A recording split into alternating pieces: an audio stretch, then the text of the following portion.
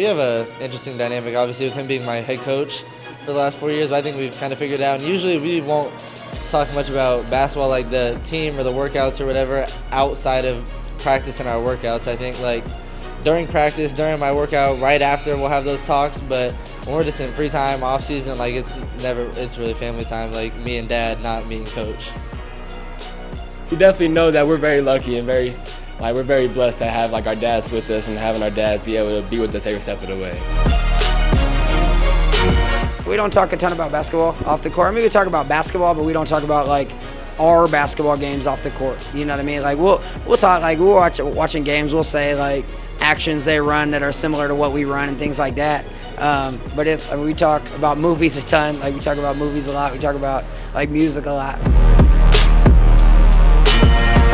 There's a ton of musical artists that we both like. You know, like I think you could go across all genres. You know, like we both like hip hop. We both like the Beatles. We both like Bob Dylan. We both like we're both pretty eclectic in what we like musically. So, you know, it's been fun kind of, and you know, like it started out where he kind of liked what I liked because it was hearing what I'd play in the car to like me kind of learning to like what he likes because we listened to what he likes in the car and kind of branching out both ways. He coached at UTSA.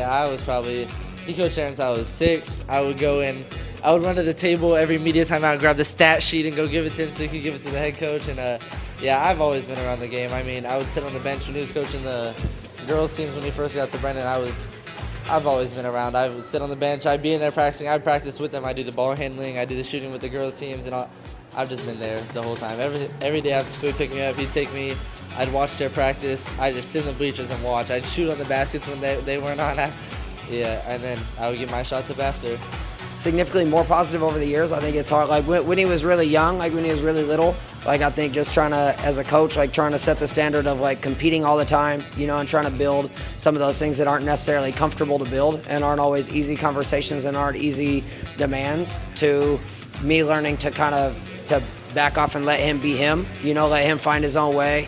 And play through stuff that I would let everybody else play through stuff. I think that was the hardest thing for me, honestly, as a coach, was giving him the same opportunities to make mistakes that I would give anybody else on the team, as opposed to like, you know, like when it's your son, like it kind of, if they're messing up, if they're playing bad, like it's that, you know, like you kind of worry, like are they judging, are they feeling a certain way, like, and then it just becomes like I don't really care what they say or what they feel. Like I'm going to do what I believe and lean into just trust him like I would trust the other guys with his abilities and his capabilities. I treat all these boys like my son. I mean, like my sons, and you know, when you get a minute to kind of talk about some little adjustments, he normally comes and asks some questions. I mean, he's really good about that. So it's a lot of collaborating that's going on out there, a lot of reassuring and bouncing some ideas. I mean, he's really into the game. He's been around the game quite a bit, and so just having those moments and taking those moments with him and all the rest of the guys to be able to make some of those adjustments and see him go out there and make those adjustments is just fun to watch.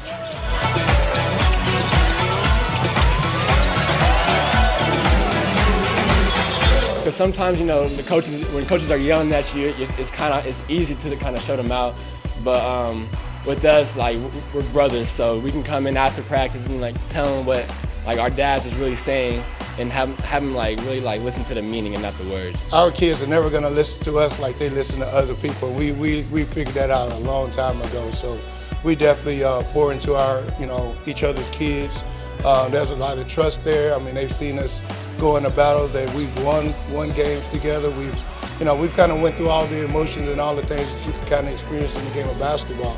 We've gone through that, but I feel like those things have really built that trust and that camaraderie that's needed to be able to speak into, you know, another kid, and the father's right there. And I drop my son off any day with Cody. He's such a brilliant mind, and he does the same thing. I know he trusts me with what I'm saying to Cam, and so it's beautiful. Cam really trusts and believes and knows Coach Ward knows his stuff and has his best interests at heart and cares about him and all that. And I believe Isaiah feels the same way about me. I think sometimes, like especially in emotional moments and things like that, it's easier to a degree if you eliminate the dad dynamic from it. You know what I mean? Like there's that component, so it's a blessing to be able to have that as a resource. So I think I see a lot in him and his dad. What I see in me and my dad is very similar dynamics. I look at it as the same as me and my dad, so I know it's coming from a great place and a place of love, and I know he's just trying to help me out. So I mean, with Cam though, like it's great having somebody like that on your team. I feel like the coaches treat everyone the same way, so I don't really think it's different at all. Just watching these guys grow up, I mean, our leadership is growing up with Cam and with King. I mean, those guys have been through a lot of wars and play excellent basketball, and now the team is rallying around those guys, and the seniors should really try to put them in a spot to help us win a state championship. What would it mean for you and your dad to go out and to win the state? That would be the fairy tale ending. That's what they say, right? I mean, not even just for me and my dad, but for all my teammates. I mean, we've grown up together. My dad has coached every single one of us on this team, excluding one person, since we were in first, second grade. Like, we've all grown up together. We've all played for him. So I think that would be the cherry on top for all of our hard work. This group is a great group, a fun group to be around, and just having my son to be a part of it, and I'm coaching, I'm doing what I love to do, and he's doing what he loves to do. Like, it would be great to get to the mountaintop of the 6A, state basketball here. I'm just trying to give him every opportunity to live that dream and live that goal of getting to the top of the mountaintop on this level of the games.